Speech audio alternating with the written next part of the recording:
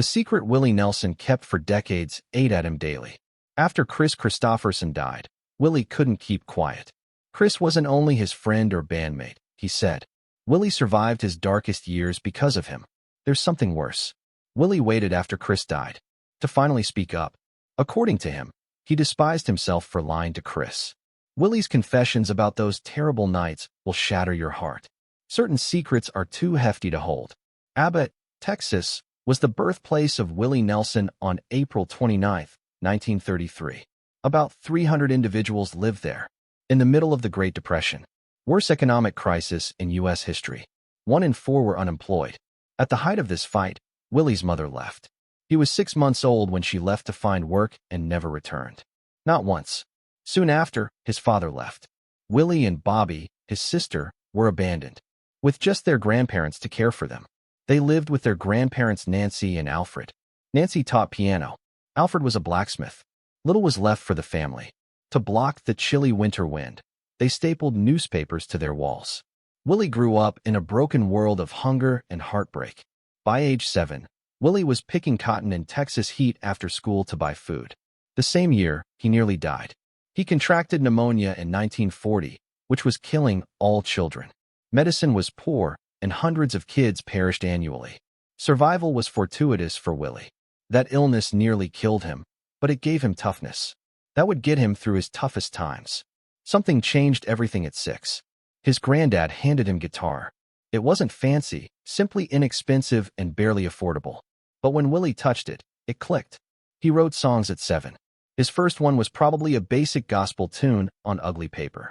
1963 was much later. Even as a child, music saved him. He performed in local bars by 10. He earned more than most adults picking cotton. He was a musical prodigy in dusty overalls, but his family life was restrictive. His grandmother was devout. She attended Abbott's 1899 Methodist Church. She banned dancing. She considered it sinful. Like a good church lad, Willie sang in the choir every Sunday. He discreetly drank beer and smoked cigarettes. The thought of going to hell frightened him. While his grandma prayed, he listened to Bob Wills and his Texas Playboys on the radio, which she would have considered devilish. In an odd twist, Willie acquired the church years later to keep it open. A heartbreak he never forgot followed. When Willie was 6, his grandfather Alfred died of pneumonia in 1939. A father figure who taught him guitar and loved him was gone. Willie compared it to losing a son. Life got harder after that. He milked cows every morning before school and worked long hours to survive. That defeat fueled him. He became more independent and stubborn. He started following his own rules. That started the outlaw spirit. At 17, Willie joined the U.S. Air Force after graduating from high school in 1950. He intended to serve his nation, but his back gave out after 9 months. Lifting heavy equipment harmed him. Injury was so severe they discharged him. Suddenly, his military dream ended. Without money or direction, he returned to music. Moving to Vancouver, Washington, he became a K-Van radio DJ in 1956. He recorded his first song, No Place for Me, there. He added lumberjack on the other side.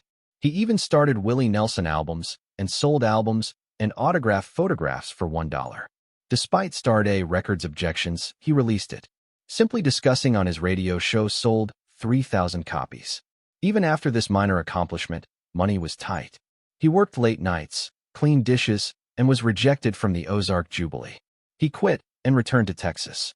He sold Bibles and vacuums to support his family. Encyclopedia Americana hired him as a sales manager. Life was cruel, yet his music reflected that anguish.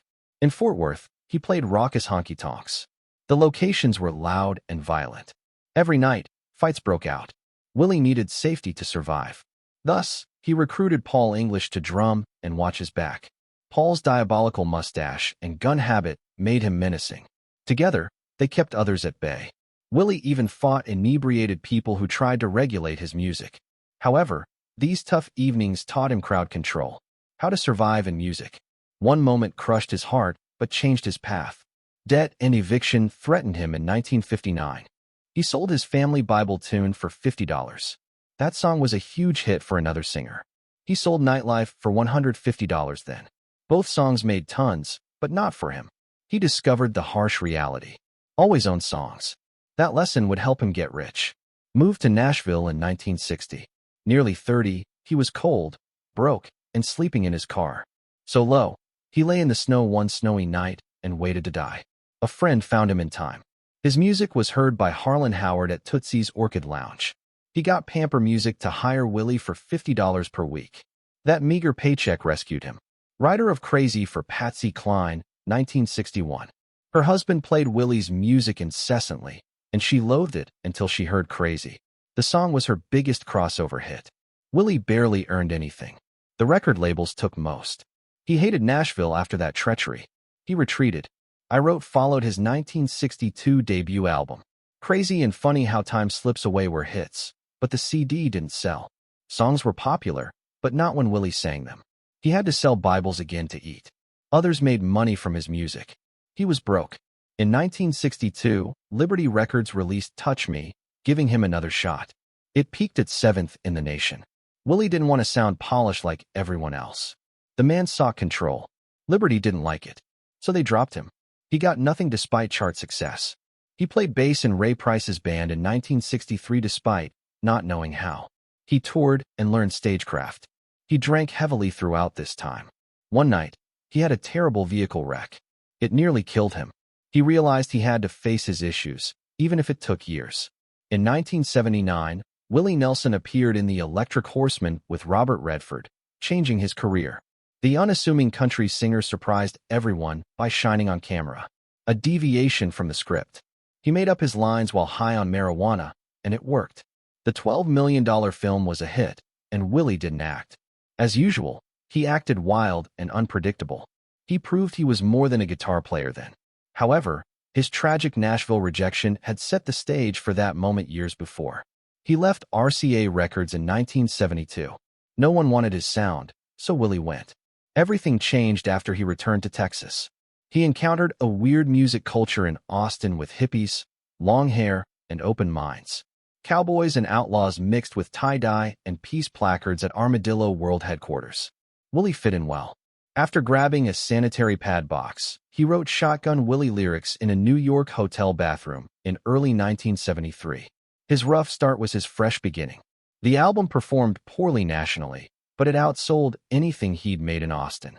It only reached 41 in the charts, but it started a fire. The outlaw country movement began. 2 years later, in 1975, he did something unexpected. He recorded Red-Headed Stranger in a small Texas studio for $4,000 and full creative control. Label disliked it. Willie rejected their claim that it sounded like demos. Alter Something. His album was released as intended. Multi-platinum. His first #1 hit was a cover of Blue Eyes Crying in the Rain. His last top 10 hit was 13 years ago. That song earned him his first Grammy. He showed that honest music could defeat Nashville. Success had downsides. He collaborated with Waylon Jennings on Wanted, The Outlaws in 1976. A few new and old songs were performed.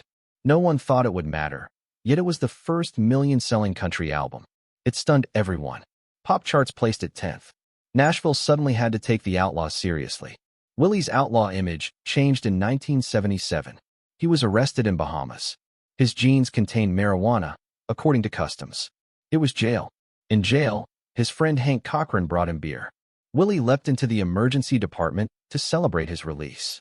The judge dropped charges but banned him from Bahamas indefinitely. That prohibition remains in place. Willie's chest hurt sharply in 1981 while swimming in Hawaii. His lung collapsed. Doctors stated it was from smoking 2 or 3 packs a day. He lost over $900,000 by canceling 18 gigs. His tobacco use stopped, but he kept taking marijuana. To save his lungs, he converted to vaporizers years later. He attended Johnny Cash's 1984 Christmas special in Switzerland. He hung around with Johnny, Waylon, and Kris Kristofferson after filming. Music began. After flying home, they formed a band, the Highwaymen. They released Highwayman in 1985, going platinum, a dream gathering of legends that felt excluded from modern radio. Not everyone liked their name. They were sued by 1960s folk band The Highwaymen in 1990. A federal judge was one of its members, but the lawsuit failed. The country legends ended their tour under their moniker. The same year, Willie's world shattered. IRS alleged he owed $32 million in overdue taxes. one of music's worst financial disasters. His accountant, Price Waterhouse, deposited his money in illicit tax shelters. The IRS stole his ranch, studio, piano, and gold albums. They wouldn't seize his guitar, Trigger, since his daughter hid it in Hawaii. Friends bought his auction items and rented them to him. He was broke, homeless, and embarrassed. Willie did something unprecedented to repay the debt. His album is the IRS tapes, Who Will Buy My Memories? Just him and his guitar. IRS received money from every copy sold. It helped reduce debt and made history. That wasn't his only public conflict. Police caught him napping in his Mercedes on a Texas highway in 1994. The ashtray held a marijuana joint. He was arrested again. Instead of hiding it, Willie advocated for marijuana reform. He sent a message through arrest. While his public life deteriorated, personal suffering increased. On Christmas Day 1991, his son Billy committed suicide. Billy was 33. He got new clothes and a haircut the day before. Depression plagued him. Willie struggled with the IRS while touring. The loss nearly broke him. He called them his darkest days. His family was already broken. After receiving a hospital bill, Connie, his third wife, found he had fathered a kid with another woman. Divorced in 1988. He married Annie D'Angelo, his fourth, in 1991. Willie later said he was good at complicating things. Even his charity activities was controversial. Farm Aid was founded in 1985 to aid family farmers. They raised $12 million in 3 years. But amid his tax issue, critics accused him of utilizing the charity for tax perks. Willie continued performing, but by 1995, he revealed that most of the money went to farmers losing their land. He couldn't mend the damaged system.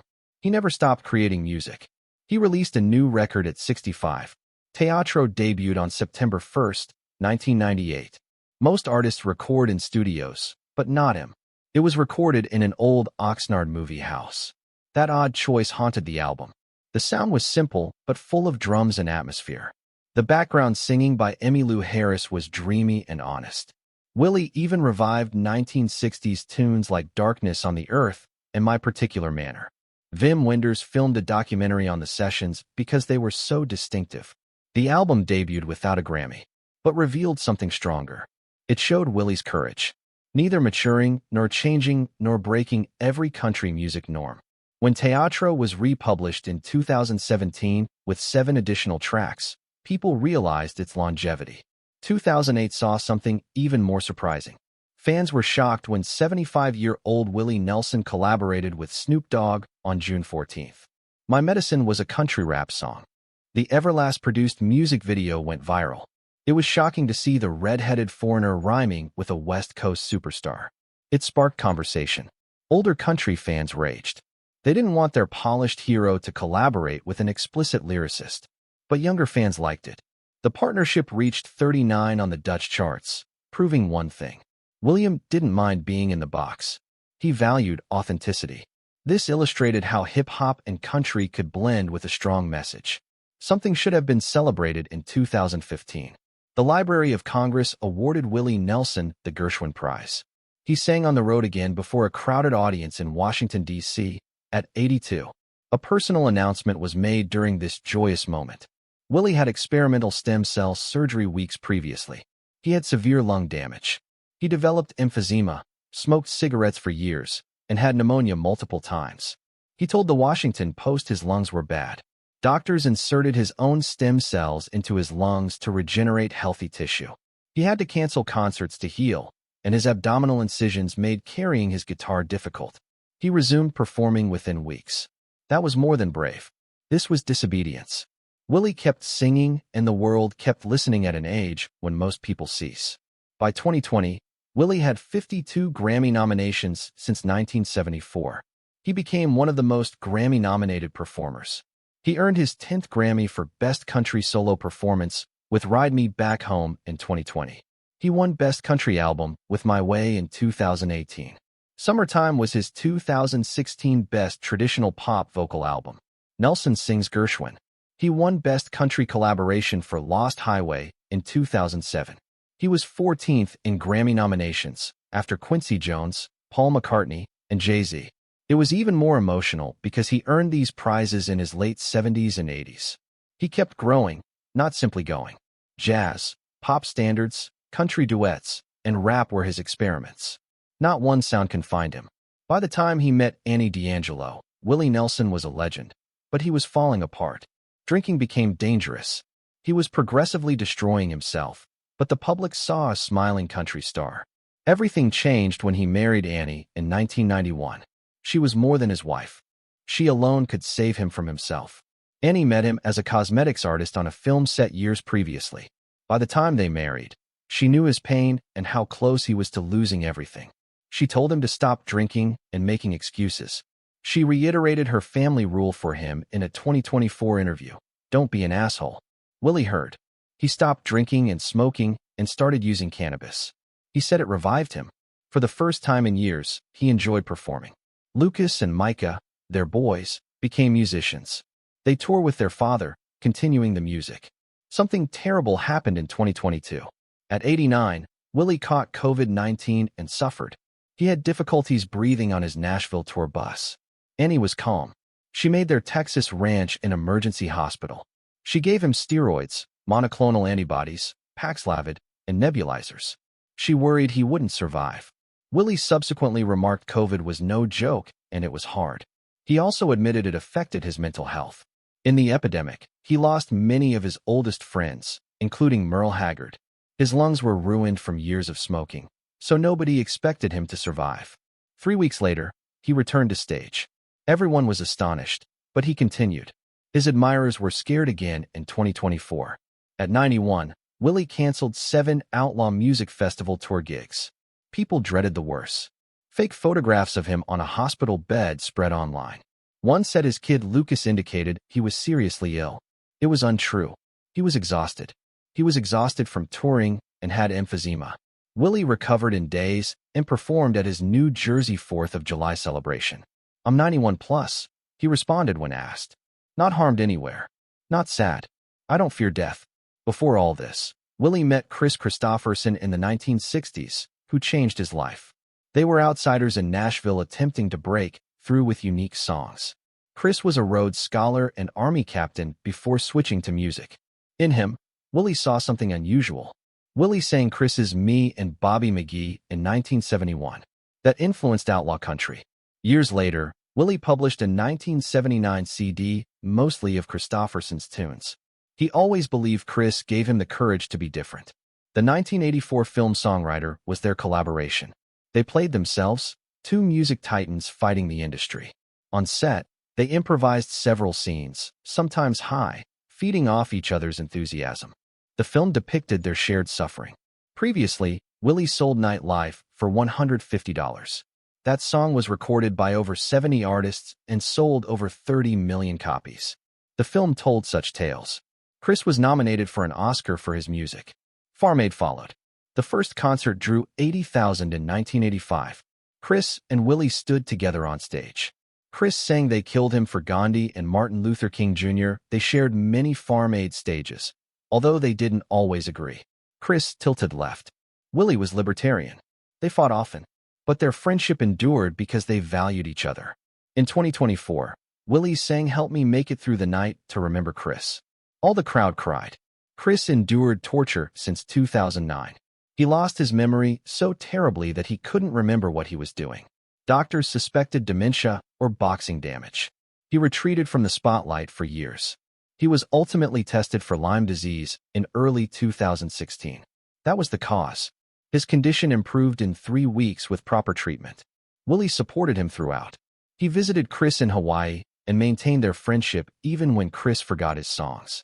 Willie was shaken by Kris Kristofferson's death on September 28, 2024.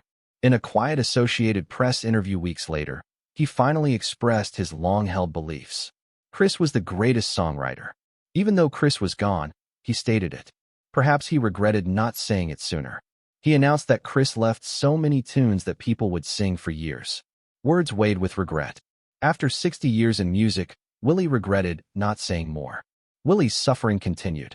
In the interview, he revealed his brokenness. He said, I dreaded losing him. It was sad then. Few words, but they hurt hard for fans who had seen him withstand everything.